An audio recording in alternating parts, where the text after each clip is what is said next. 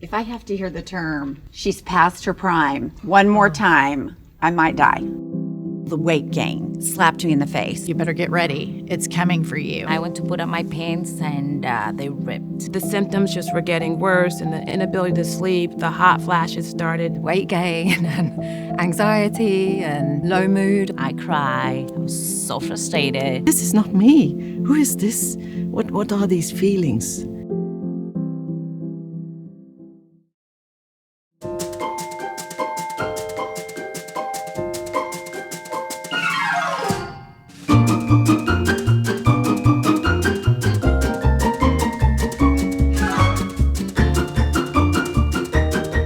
Hi, I'm Jennifer Welch. I'm 49 years old and I'm an interior designer. But recently I started a podcast called I've Had It. I've Had It is about everything that irritates you when you get to be my age. And I started I've Had It with my best friend here, Angie.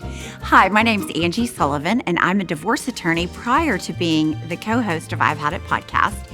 I'm 53 years old, and I am in full-blown menopause. Considering she's so much older than I am beginning to feel menopause knock, knock, knock on the door. And so today we're ready to have a very honest conversation to break the silence regarding menopause so that women feel safe and secure to navigate through midlife. My name is Daria. I'm 55 years old. I live in New Jersey. I'm the mom of an 8-year-old boy. I'm in marketing software sales. My name is Julia. I am 54. I have 3 kids. Once I finished college, I went to the state to learn the language. That's where I met my husband. I'm Mel, or Melanie, and I'm 47, getting pretty close to 48. I'm a busy full-time mum, full-time worker. I've been married for nearly 20 years. Hi, I'm Liz. I'm 60 years old. I think of myself as 25, and I want to stay that way. Ladies, I'm going to grab this jar, and I want each of you to write down the most negative thoughts that you've had regarding your menopause that you've been too ashamed or embarrassed to share with anybody publicly. And then Angie is going to attempt to break all of those thoughts and break the silence with an oversized pink hammer. Like menopause to me was almost like, not death, but it was almost like creeping up to death. Mood swings, the hair loss, the moodiness. I didn't realize all of that for 13 years. I've read that Black women tend to experience menopause symptoms longer and more severe than other races. I guess one of my biggest struggles, my weight. I felt the anger, the mood swings. It was a new Liz, and I didn't like it. I start to get more paranoid about things and just things that would never, ever bother me before. Everybody get in your seat. You'll find safety goggles. Put those on. And together, with the help of Happy Mammoth, we are going to break the silence on menopause.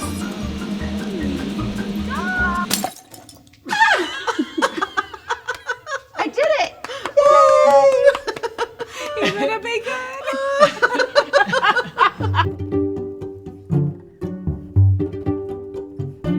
Daria, Julia, Liz, and Mel, thank you guys so much for coming today. To be here. Yes, I think it's such an important day because we are all breaking through here and sharing deeply personal stories of menopause, where probably you felt isolated and alone. And what we want to do today is normalize this and support one another and talk about menopause as being just any other part of a woman's life. And it doesn't have to be a bad part of a woman's life. And so many parts of our lives we feel like we can share with our friends. And I think that menopause is something that we need to normalize and speak openly about so we can lift each other up. It's far past time that we break the silence and reclaim ourselves and discuss these issues openly so that we don't have any taboos or stigma associated with this. Having empowered one another, we can empower others.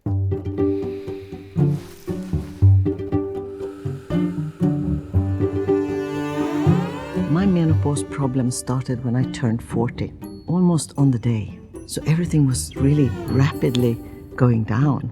I was completely unaware of what the symptoms of menopause were. Being 49, I know that I'm on the verge of a midlife change, and I've started to notice my brain is not functioning quite as sharp as it used to. Like, oh girl, you better get ready. It's coming for you. The symptoms just were getting worse, and the inability to sleep, the hot flashes started, and I knew, like, something was off. The menopause is like getting gray hair. We're all gonna get it. Ladies, now we're going to have some cake to celebrate Angie's 75th year in menopause because, as you know, she is significantly older than I am. Here's your celebratory menopausal cake. Thank you. Not significantly older, only 4 years. Anyway, I think we've all arrived, all kidding aside, I think we've all arrived at this stage in our life and we're all in a little bit different places. And so, Angie, why don't you share with the ladies what your experience has been with menopause? Well, she's making fun of me because I was in menopause for 13 years before I took any action or made any inquiries about it. So I had a hysterectomy at 40 and thought that the signs of menopause that I was experiencing were just getting older. I thought that was just what normal aging was like. And the hot flashes I understood to be menopause, and the night sweats I understood to be menopause, but I didn't know anything about moodiness, not sleeping well, tired all the time, the brain fog. I was completely unaware of that. So it wasn't until I could not lose weight and I continued to gain weight, even though I was working out and eating right, that I took steps to actually figure out what my plan was and what was going on with my body. So 13 years, 75 years, I mean, it's about right. Unfortunately, there was just not any information out there. And I didn't really realize how insidious it was until I was actually in it. So that's why she makes fun of me about taking so long. Well, I do think that that is the problem, is somebody can go 13 years and have these symptoms that slowly hit and hit and hit because nobody is talking about it, which is why we're trying to break the silence. And I know, Mel, you and I are both kind of at the beginning stages of where the menopausal doors are starting to creep open a little bit. Yeah. And I sometimes feel sad, like, oh my gosh, am I aging? Or you have these feelings that you don't really want to verbalize. But I'm glad that we're all taking this time in this space today to discuss it. So why don't you tell me what you've started to notice? Yeah, I think it's probably just been like the last couple of years. I've just started to not feel 100% myself. Really, really subtle, but then they start to creep up. So the weight gain, but you know, my diet's not amazing, but it was never been amazing. So it's like, well, hold on, why now is it starting to pile on a little bit? And then the sleep, the mood swings, the brain fog. I work with a really young team and I'm suddenly like really forgetful. I'm like, why am I forgetting people's names or forgetting things that, what did I go in that room for? But I just put that down to being busy, stressed, tired, and that's just life as we get older. We've got families, we've got responsibilities. I didn't really connect there could be something hormonal going on. And it was only because there's so much talk about it in the UK especially. There's a lot going on. Thank you. Should I pass this one around? Yeah, pass that. There you go. Yeah, everyone's talking about it so much more that you're kind of connecting the dots a little bit. Right. And thinking, okay, maybe this isn't just me and stress. There can be something done about it. Maybe I need to check myself out a little bit. Maybe you're thinking like, maybe I'm not cranky and losing maybe I'm not my going mind. crazy. Yeah, Right, right. Maybe I've told a couple of times like, you're around the twist. I'm like, you can't say that. I'm not around the twist. This is my hormones. You know? So I just think we're talking about it, and I think I'm really open and honest anyway with my friends, my family, my colleagues. So I'm really lucky that I can just be like, yeah, I think I've got a bit of menopausal symptoms going on. Yes, and Daria, you had a really unique approach to this. So I think a lot of women are delaying childbirth because people want to have their careers, and you see women in modern societies delaying childbirth, which you did. You delayed childbirth, and share with us what happened with you. I thought maybe I was in postpartum. I felt like my periods weren't resuming. I felt brain fog. I also felt like I was a bit moodier, but that was, normal because I was with an infant and I was like 46. But what happened was I began to feel hot flashes. So I said to myself, this postpartum stuff is unbearable. So I went to my doctor, we had some tests, and I found out that it wasn't postpartum, that I was actually hitting early menopause. So my body gave all that it could to produce this beautiful, healthy baby, and then it had nothing left. So I found myself going from, breastfeeding to going into early menopause within less than a year. Wow. I think your story is so important because I know so many friends that have done IVF. Yeah. I have so many friends that are delaying giving birth, some of my younger friends. And so I think that this is a really important component, that you can go straight from childbirth, breastfeeding, menopause, and it's okay, and you Yes. have a beautiful son, Yes. but now you know what it is, and Now I now we know. can all share about it. Yeah, okay. Liz, why don't you tell us what your experience has been? Ooh, I went to menopause when I turned 40. I had a divorce. I think that triggered it. So no more eggs. Gone. Yeah. So I needed everything. I needed all kinds of hormones. I had sweatings, weight gain. It just hit me. Now it's been 20 years. So I'm the oldest girl here. I'm 60 now. So it's I'm good now. Trying to be. You need to eat right, exercise, take care of yourself. Definitely. Yeah, it's tough, but definitely doable. And so have you, now that you have everything under control with your hormones and you are 60, but now that you've identified it, you know what it is, you live with it comfortably, are you experiencing joy and an inner peace in the second phase of your life? Absolutely. Yes. Yeah, I'm like semi-retired. I try to relax more, eat healthier, exercise more, not working as much. The stress naturally reduce the hormones in your body, so you need to think about yourself more and taking care of yourself, getting better food and everything. Right. Definitely. Julia, share with us what your story's been. I probably wasn't the same like you, but I had no idea. So I tell everybody, I started 3 years ago, but then, I'm 54, so I'm sure it was earlier and I just had no idea what was going on, just blame it on stress, life. Right. But, when I realized that I was struggling, menopausing is with the hot flashes and, Right. I've always been warm-blooded, always cold, and then out of nowhere, it's like, oh my God, I'm hot. Taking layers off, I'm just like, okay, something's not right, At night, I always slept with socks. My husband hated it, but still, I still did it because, I couldn't sleep without socks. I needed it, my feet got cold. And then, I started like, in the middle of the night, wake up and they were like a pile of socks in the bottom of the bed because I couldn't handle it anymore. I started getting, the night sweats. So that's when I realized, okay, I'm there, I'm menopausing, so. And then, I'm very open. I talk to my family, talk to my husband, everybody at work. I work with girls, so we are very open about it. And it's like, okay, I'm there, already there. So, but, I'm glad that now, we're being more open, making people exactly more aware. So maybe we can save others of the wonder. Well, and then I kept saying, oh, maybe I'm getting Alzheimer's because I'm forgetting this, right? I'm like, okay, I just thought about this and I went into the room and I'm like, I have no idea why I'm here. So I guess that's part of it, girls.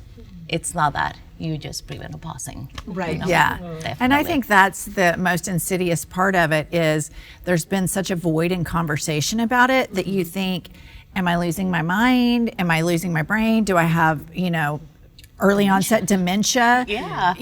And it slowly creeps in. And then I think society at large kind of tends to overtly and covertly value women in their birthing years. Right. And then once the eggs stop being produced, then it's kind of like the conversation ends. Women are not useful anymore. And that's really sad because we live in such a modern society, but you can tell that language and stuff is kind of, it kind of ends for women once we stop producing eggs. Right. And so I really appreciate all of you sharing your stories because we all come from such a different place and such a different space, but we all have so much in common. Right. And it are these symptoms that start in varied stages in various places. And I think it's so powerful and so helpful for us to break the silence and start discussing this and embracing one another and empowering one another so that, we can celebrate Angie's 76th year of menopause next year, loud and proud. Yes. If I have to hear the term, she's past her prime, one more time, I might die. It's ridiculous. Because I really feel like I'm just coming into my prime.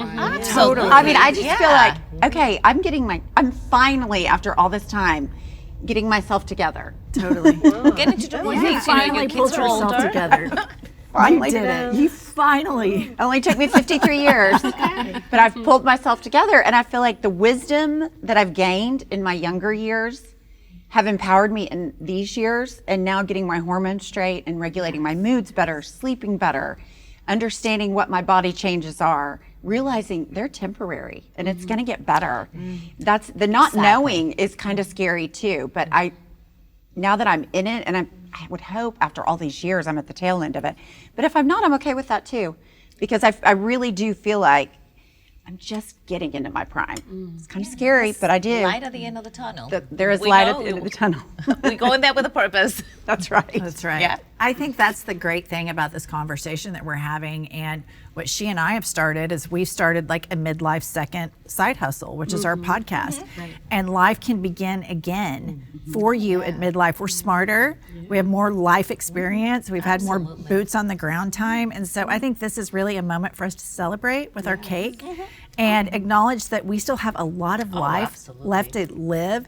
And these years that we have, we're so much brighter and smarter and Better. I'm a much better person at this age than I was when I was younger. And I think that's totally worth celebrating. Yeah, absolutely.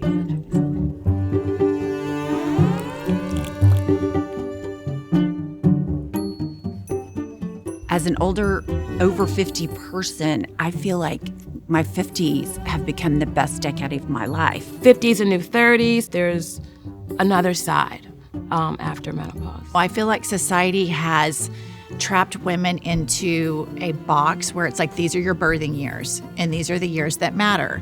And then post that, it's like the conversation has just fallen off. We're all heading up to the doom and gloom bit, but nobody's kind of sold us. But don't worry, there's this whole new world coming the other side. Ladies, October is menopause month, which I think is kind of strange because October is a fall month. All the leaves are falling off, everything's dying. But our tree here is going to remind us that spring is around the corner. So my illustrious assistant, Angie here, is gonna go grab a basket of flowers so that we can bloom in the second phase of our life. And I wanna ask you guys some questions about how you are spinning this, what society has deemed to be kind of this negative thing that's never spoken about, into a positive second phase of your life. And so why don't you start, Mel? Yes, I've always just had the doom and gloom because I'm kind of coming into that early stage. So everyone's just telling me that I've got 12 years of perimenopause ahead of me, and then I've got like a few years of the proper menopause, and then it's like nobody talks about what's coming after. Right. And no, I don't think anyone really ever had. But now, thankfully, for women that have come through the other side, there's more and more stories being shared about this amazing time of empowering women and confidence and new careers, or this like couldn't care less attitude of like, I'm gonna just look after myself for a while. Right. But that was never on my radar before. I was always just like, okay, I've got a lot to get through. There's no positive outcome here. And I think, Lise, I think you've really tagged this whole thing. I mean, you are totally blooming. You live in the island of Mallorca and had a business, very successful business in Sweden for years. And now you're in Mallorca. Tell us about your life now. Well, beach, trees. No. Blooming? Yes, blooming, definitely. Oh, it's lovely. I don't have any symptoms really anymore.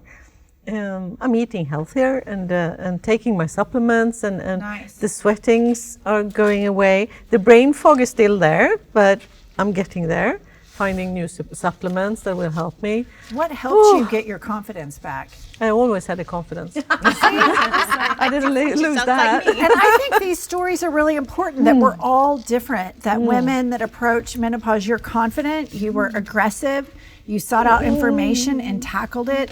Pumps thought she was slowly losing her mind for well over like 7 decades, as we celebrated earlier with the cake. And Director's instructions, sorry, let's take the tree out because we can barely see your face, but we keep going.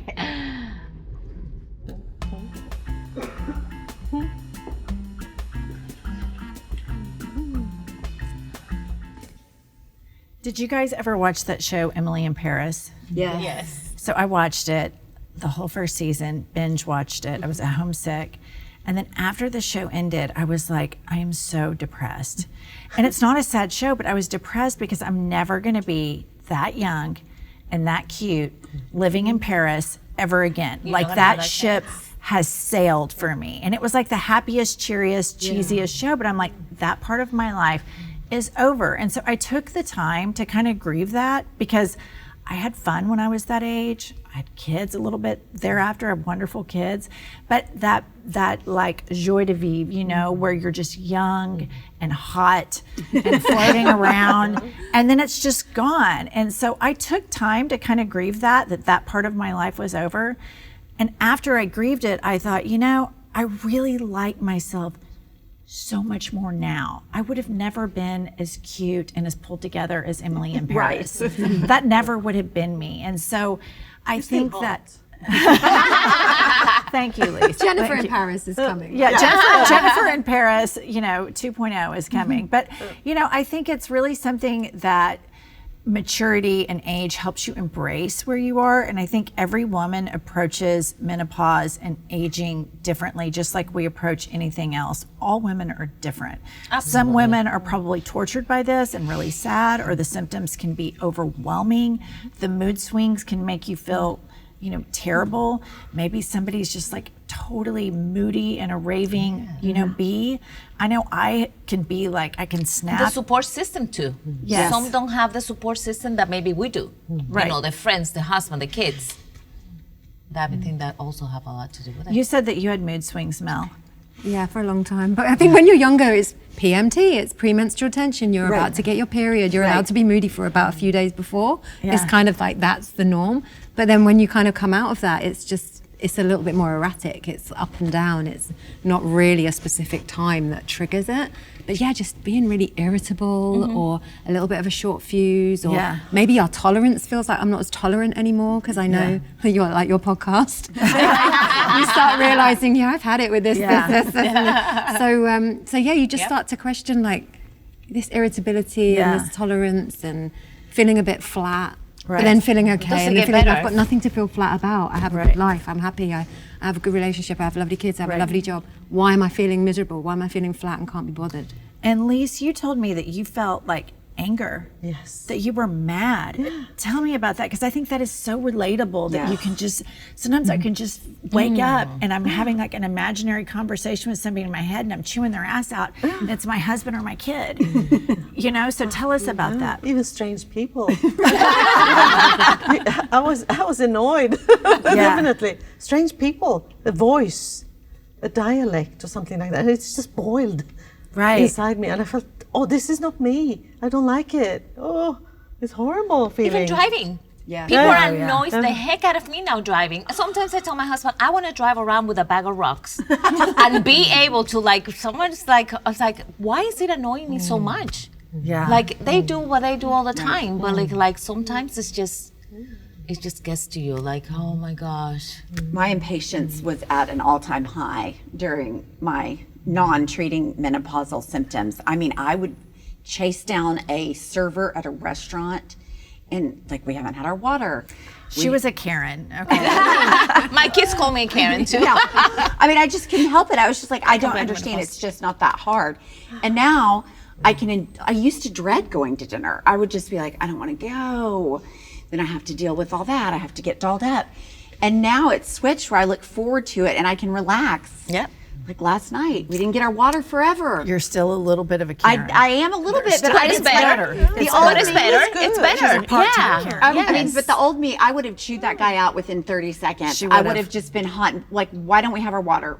I don't understand. In a really sweet, nice, appropriate, pretty sweet, but to the point. But so my patience is better, and then I don't dread social occasions as much because my temperature's more level versus just getting hot and bothered over absolutely nothing. That short fuse. It's like, oh my gosh, why do I let it bother me so much? Right. You're absolutely right. I dread social occasions regardless of where I am hormonally, just because I generally, people irritate me no matter if I'm menopausal, perimenopausal, on my period. But I do think that there is this women have an extra component of hormones that we've had to mitigate our whole lives, from periods to perimenopause to menopause, that is very impactful on our moods.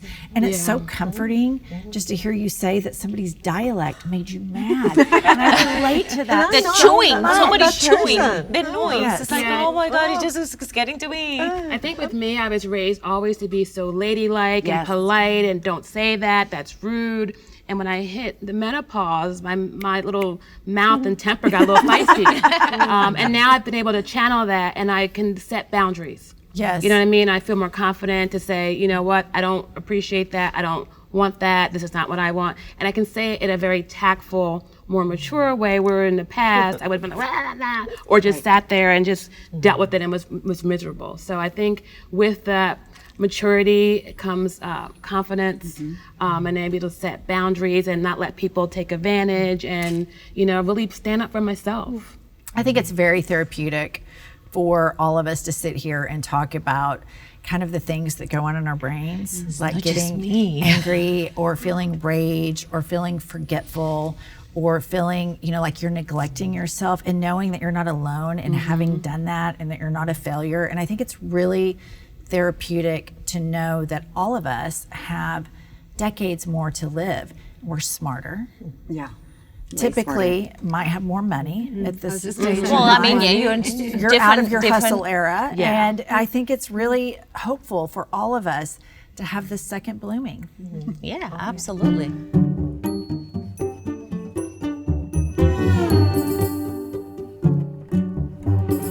That I could feel better, more energy, more sleep, far less mood swings.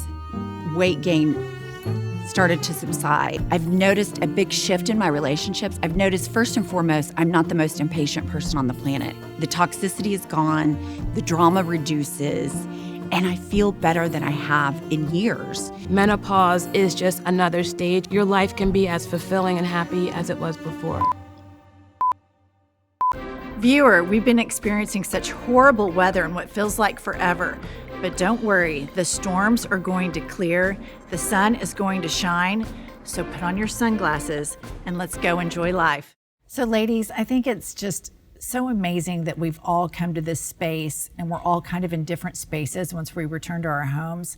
Like, there is a calm after a storm when you figure out what's going on with your body, and knowledge is power. You might not fix everything exactly the way you want to, but not knowing what's going on is the worst. Absolutely. So you have this second opportunity at life, the second opportunity to enjoy the sunshine. And as I've mentioned before, Angie and I started like a midlife podcast because why not? And all we do on this podcast is just complain about the things that irritate us. But 10 years ago, we would have never thought that possible because we were in the throes of raising kids and married and all of the pressures that come with just that active part of life. And now we're sitting here with all of you from all different spaces in the world, all different spaces in your personal life. And it's just amazing. It's so amazing to experience this calm together. Mel, how have you felt since you've figured out what is wrong and that there are solutions and ways for you to manage this? I just feel like I've got to stop thinking I can just be the version I was, and stop getting hung up. I have to weigh a certain weight that I did when I was 25. Like those, I have to accept that's gone and be comfortable in this new version of me. So I'm ready to kind of like take that on now and be proud of where I am in life. But I now have time. I've started yoga, I've started Pilates. Nice. I said to my husband, I want to go to the rock wall. I want him to get the license so he can hold me and I can attempt to go up. He wants to do more paddle boarding. These are things that we like, let's be a bit more adventurous. Cold water swimming, all these things I'm quite excited to try. I don't know if I like them, but I just have this energy and enthusiasm to want to give it a go. And Liz, I think that you have like just nailed the calm after the storm. I mean, you like win the gold medal moving to Mallorca to a brand new country and experiencing a brand new culture. I mean, talk about a calm. How magnificent has this been for you? It's not easy to run a business and quitting the business, selling everything. I sold everything, my business, my home, and moved to another country. But life is short, I felt like I needed to take the steps out. Okay, they are scary, of course, but that's a part of the journey. You need to take the steps, do it. And it was easier to sell everything and just go. You could always go back to Sweden, yeah? Right. Or move on to another country. I think it's amazing. I think it's it so takes a lot of guts to brave. do that. I mean, And just to hello. know that it's possible, that that's a possibility. And Julia, what about you? All of your kids are out of the house. It's you and your husband. Are you experiencing a calm? Do you still feel like you have worth? Do you still feel like your life is moving in the direction you want to? It is. I have one daughter that lives out. I have two that are in college, just still in the house, but they're very independent. Like we travel and they just stay home and take care of the dog in the house. But yeah, me and my husband, we, after we went through that, raising the kids and putting them in a place where they need to be, we just started traveling. I love that. We go, let's go. Your birthday, let's go to Colombia. Anniversary, let's go to Greece. It's amazing. That's Just So nice. being at that, level in your life, not having to worry about anything else. That's amazing. I love it.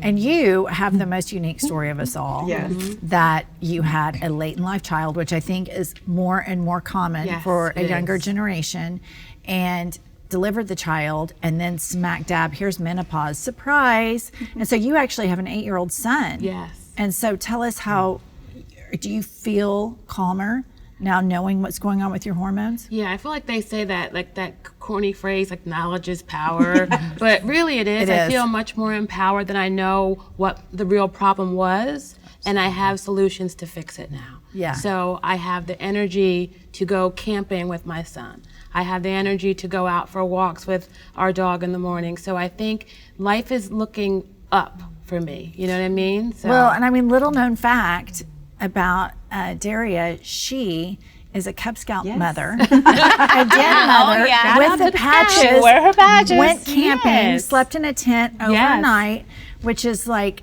amazing. I like to think that I would be like, no, I'm not doing that. But when your kid is looking at you, when your and kid wants to do go, it, you have to absolutely. you need to go there. Absolutely. So, yeah. So I've done things that I've even pushed my own boundaries. Right. Because 10 years ago, kid or no kid, I would never have slept outside. Right. So I bet you look great in that Boy Scout uniform. I bet you do. yeah, the Cub Girl, I bet Scouts. you Yeah, I look work cute that in my khaki Cub Scout. den leader shirt, but it's something that I feel good about. I'm giving back to the community, so I do have enough with me I can give to others now. Whereas before I was in a deficit, and now I'm not, so I can give back to others. I predict that your story more and more is going to become so helpful for people I hope because so. many people are delaying childbirth. And I hope that our story, Angie's and mine, about starting a second career. I've really burned out in interior design, and could you imagine being a divorce lawyer? All of your clients are mad. Everybody's Yeah, I mad can't all the even time. Furious. It's like you're living in the storm. You should hear the conversations she has with her clients. It's like, no, you cannot bring your mistress to court today. Oh God. Yeah. And so we started this podcast, and it's been so amazing. We're traveling around the United States and around the world, really. And it's been, I never It's would been have an thought that we adventure. could do it. Never would have thought we could do it. That's awesome. And your kids are old enough that you can do it. Right. Yes. You That's know, right. it's like they're independent. I can just go ahead and just go. And I think for so long when you are a mother, especially when they're little, everything is centered around them and their needs. And so making time for yourself is a rarity, if ever, because if you have a little time, you're just tired. So everyone always says this sounds like a bad mother, and I don't mean it to be, but everyone's like, oh, you're going to be an empty nester next year. Are you sad? I'm like, no, I'm not sad. I'm ready. I'm ready to take on the next chapter of my life. A year ago, I couldn't have said that. But we went on this ridiculous podcast adventure, and it's been so much fun, and it's been great. I wasn't on Instagram a year ago. Right. I'd never touched social media before. Well, I would have never guessed at 52 years old I'd pick up social media, but kind of enjoy it now. I go down the rabbit holes everybody else goes down. And I think it's an interesting point that you can celebrate that you raised your kids and that you're going to be an empty nester, and that there are lessons that they have to go and learn without your supervision, that only the world can teach them. Right. And instead of being sad and thinking, what am I going to do with my life now? Go on trips with your husband, move to Sweden, start a podcast, be a Cub Scout mom. you know, I mean, there's so much life left to be lived out there that we don't have to be defined by, you know, the trappings of what traditional womanhood is. Well, our parents, our mom didn't sit down and probably share what we are sharing with our kids. Right. You know, the mentality was totally different. So that's why, you know, we talk about this, you know, menopause. Now it's okay to talk about it. Right. 20 years ago, nobody talked about it. So Right. they're gonna have that advantage too. Absolutely. That we didn't. Yeah, my mom wouldn't even talk about sex. No. She had to have my aunt give me the sex or talk. give you, or buy you the book. You know, Here you go. I think we have to realize that like tomorrow's not promised. So if you're not happy with your health and you don't feel good, do something about it. If you don't like your career and what you're doing, do something about it. And also, like, if your relationship isn't fulfilling, change it. So I agree. Don't wait till your kids are 20. If my little boy is 8 and I had to make changes that were not easy, a little scary, but I had to be the best mom and the best woman I could be, so I made those changes for myself now.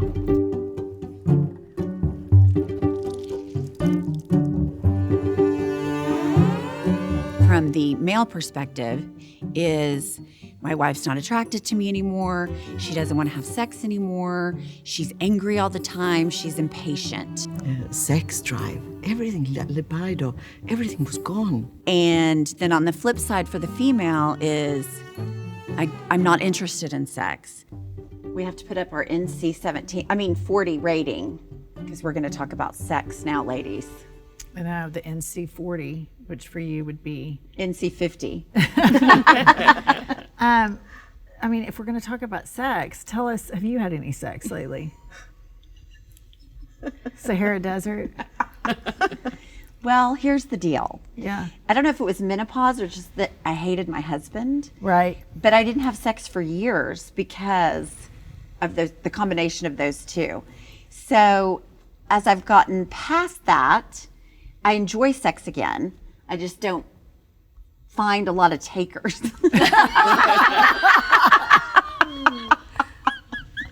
But it's not for lack of willingness. You know, Liz and I were talking about this, and you said something really poignant when we were having a restroom break. And will you share that with all the other ladies here? Brain fog. What did you say? Oh, okay. For me, it's very important. So when you enter the menopause and you just the lust disappear, the need, the want, feelings, they disappear. Do something about it. There are things out there that will help you get it back because it's a life essence. It should be fun and lively and you blossom, the new spring. So you need to keep that alive in you. I agree. Yeah. I think it's really important. But it's not everyone. It's not important for everyone. Right. But for me, it was very important.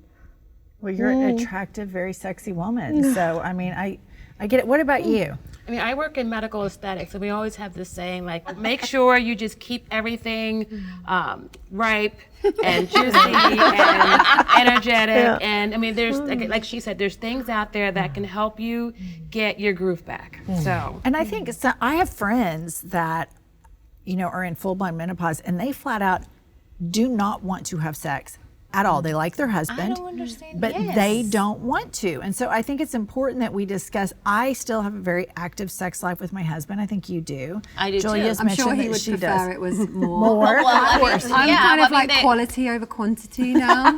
That's really smart. Yeah, quality over quantity. Yeah. I'm over it. Mine is efficiency. I've got things to do. I've got a podcast. Let's just get this done. Yeah, it's an efficiency thing for me. Okay. But, you know, I do think that all women arrive at this at different spaces and different Absolutely. places. And some Absolutely. people still want to feel alive sexually, and some people are like, I don't want it. I've done it. I don't want to do it anymore. And I just think we all have to give all women permission to be in whatever space they're in a sexual space. Absolutely. It doesn't make you a bad person if you don't want it. Of course not. As you said, I also have friends that there's no desire there. And we have And they teenagers. don't want me talking because they know she can talk. She is all the time with her husband. We have teenagers that stay up later than we do. They're on their PlayStations. They're still up and down. It's not always easy to The get the best vibe. scenario. Yeah, to get the right vibe going when you can hear things going. You need to make time to, that's what I say, quality and set the tone, get the vibe right. We're fussy, aren't we? We're fussy creatures. Yes. Everything has to be right. I've had friends tell me, and I haven't experienced this, but that they have painful intercourse and complete vaginal dryness. And I do know that there are a lot of options available out there because it's something, we are sexual beings, and so it's nice to have an uncomfortable conversation. And here's the deal. Everybody has sex, and we all have to talk about it at different stages of our lives, whether you're in high school, college, menopausal, birthing years. It is an important, non-embarrassing, very normal conversation that we all should have and promote as part of being a human and being a healthy human. You can get help. You can, look at different things in the market that will help you. And it's not just, I don't feel this way or I'm not being cooperative. There is a physical reason, and you don't have to settle for that. Right. You know what I mean? So when you hit menopause, doesn't mean that your sexual or your intimacy has to Has to stop. stop, You may yeah. have to make some adjustments, and then you can carry on. Right. Absolutely. Right. And I think that's a really important, making adjustments as we adjust with our blooming, new weather, all of these things. I think that we have to make adjustments. If you're still interested in being, sexually active, and I just found out that Pumps is really interested in that, and that was news to me. Also, So I'm going to be setting her up on dates immediately. Oh, good. That's I have exactly. also noticed too that because when you are menopause you gain weight, some women they don't feel attractive, and I think that also makes them they don't want to be without clothes in front of the husband or boyfriend or whatever because they don't feel comfortable. But it's gonna get better. Right. Absolutely, embrace it. It's we all going through that. You're not alone. No, absolutely not. I mean, they lose their hair, they have bellies too. So Well, and when you were talking, I was thinking, how many erectile dysfunction medication commercials do we see in a day? All day. All day long, the radio, the TV. 1,000. But you never hear anything about options for women, and I think that's such an important point. Because You it's a can taboo. make adjustments. Yes, Nobody you wants Yes. to talk about it. But they're happy to flaunt erectile dysfunction Oh, yeah. all the time. And they don't have the That stigma. blue pill is no everywhere. stigma. The science that has gone into the penis has been outstanding. And they have no problem talking about it. No, at not any at all. age, you have men that are 70 that are cranking out kids. And it's time that we normalize women our age talking about this, and we can be sexual as well. And there are things on the market, there are solutions. And I love what you said, make an adjustment. It doesn't happen overnight, but explore what you want the second part of your life to be, and it doesn't have to be sexless if you don't want it to be. Absolutely. Ladies, words cannot express how therapeutic this entire session has been. It's been liberating and freeing to have this camaraderie with all of you from all different spaces and places, and that we have found one common thing, and it is that women need to talk about this. Women need to embrace it and normalize it. So Angie and I cannot thank you enough for joining us. This has been one of the more positive things we've done recently, which I've really enjoyed. I have too. Thank you for having us. Yes, Thank it's you. It's been great. wonderful knowing you all. And I just think all of our takeaway from this should be talk to your friends, talk to your younger friends, talk to your older friends, and let everybody know you do not have to suffer in silence. We have to break the silence. Absolutely. So thank you all so much for joining Thank us. you. This has been an absolute blast and a real treat. Fun.